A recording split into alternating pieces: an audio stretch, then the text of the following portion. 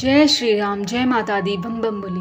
मेरे प्यारे भाइयों और बहनों, आज हम जानेंगे आखिर क्यों हंसने लगा मेघनाथ का कटा सिर।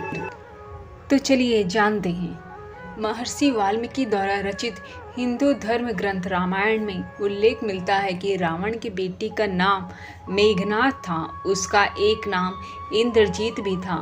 दोनों नाम उसकी बहादुरी के लिए दिए गए थे। दरअसल मेघनाथ इंद्रनाथ पर जीत हासिल करने के बाद इंद्रजीत कहलाया और मेघनाथ नाम मेघों की आड़ में युद्ध करने के कारण पड़ा। एक वीर राक्षस योद्धा था। मेघनाथ श्री राम और लक्ष्मण को मारना चाहता था। एक युद्ध के दौरान उसने सारे प्रयत्न किए, लेकिन वह विफल रहा। इसी युद्ध में लक्ष्मण के घातक बाणों से मेघनाथ मारा गया। लक्ष्मण जी ने मेघनाथ का सिर उसके शरीर से अलग कर दिया। उसका सिर श्री राम के आगे रखा गया। उसे वानर और रीछ देखने लगे। तब श्री राम ने कहा, इसके सिर को संभाल कर सम्मानपूर्वक रखो। तब दरअसल श्री राम मेघनाथ की मृत्यु की सूचना मेघनाथ की पत्नी सुलोचना को देना चाहते थे। उन्होंने मेघनाथ की एक भुजा को बाण के द्वारा मेघनाथ के महल में पहुंचा दिया। वह भुजा जब मेघनाथ की पत्नी सुलोचना ने देखी तो उसे विश्वास नहीं हुआ कि उसके पति की मृत्यु हो चुकी है। उसने भुजा से कहा, अगर तुम वास्तव में मेघनाथ की भुजा हो तो मेरी दुविधा को लिख कर दूर करो। सुलोचना का इतना कहते ही भुजा हरकत करने लगी। तब एक सेविका ने उस भुजा को खड़िया लाकर हाथ में रख दी। खड़िया यानी पेन। उस कटे हुए हाथ ने आंगन में लक्ष्मण जी के प्रशंसा के शब्द लिख दिए।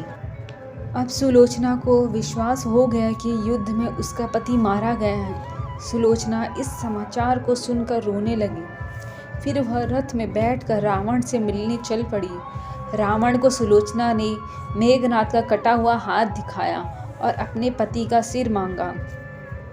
सुलोचना रावण से बोली कि अब मैं एक पल भी जीवित नहीं रहना चाहती। मैं पति के साथ ही सती हो जाना चाहती हूँ। सुलोचना की बातें सुनकर रावण ने कहा, पुत्री 4 घड़ी प्रतीक्षा करो, मैं मेघनाथ का सिर शत्रु के सिर के साथ लेकर आता हूँ।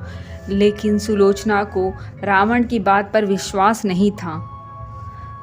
तब सुलोचना मंदोदरी के पास गई। तब मंदोदरी ने कहा, तुम राम के पास जाओ, वह बहुत दयालु है।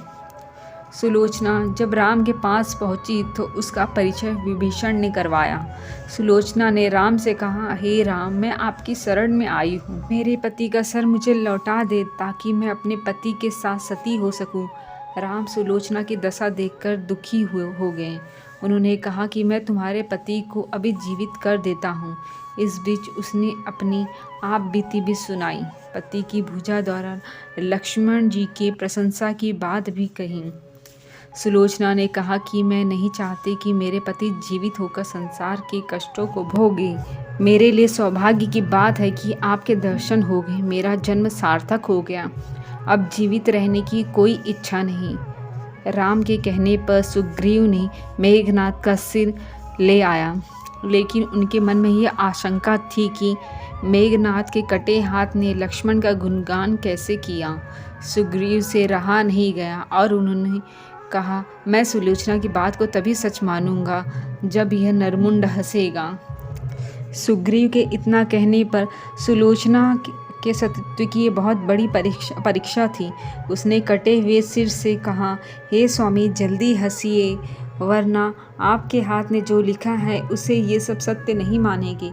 इतना सुनते ही मेघनाथ का कटा सिर जोर जोर से हंसने लगा और ये सत्य साबित होते ही सुलोचना ने अपने पति का कटा हुआ सिर लेकर चली गई और अपने पति के साथ सती हो गई। तो ये थी आज की कथा कि आखिर क्यों मेघनाथ का कटा सिर हंसने लगा। तो मेरे प्यारे भाइयों और बहनों, अगर आपको मेरी यह कथा अच्छी लगी है तो प्लीज़ मेरे चैनल को लाइक, शेयर और सब्सक्राइब कीजिए ताकि मैं और इस तरह की वीडियो आपके सामने ला सकूं। तब तक के लिए जय श्री राम, जय माता दी, बम बम बोले।